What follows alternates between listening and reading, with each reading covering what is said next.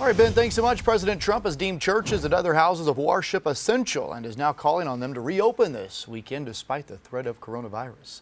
He made it clear the governor should follow his request or else he will, quote, override them.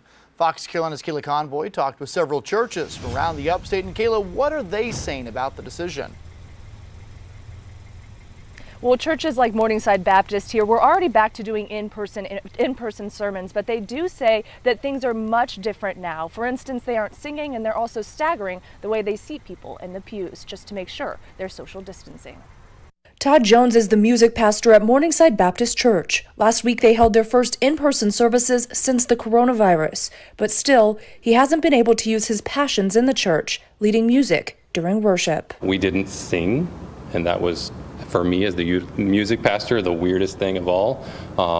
We did some humming together. They say right now singing is just too risky to the congregation, but they are being proactive. The choir is all spaced out and certain pews are blocked off for everyone to be several feet apart. We didn't pass any papers out. We didn't pass an offering plate.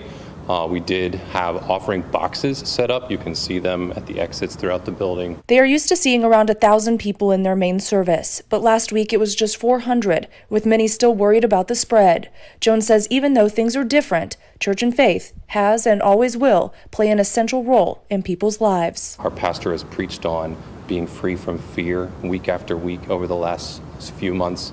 It has been a huge comfort to know that there is someone we can't see who is in control of all the things we can see. Larry Romero, the pastor of Foundations of Faith, says time and time again, churches and congregations are a pillar, especially in uncertain times like these. In religious history especially, every instance worldwide, but especially in this country, that there's been an instance of a national crisis, people are drawn to the spiritual side of our existence. There's been major revivals that have occurred in this country in the last 200 years.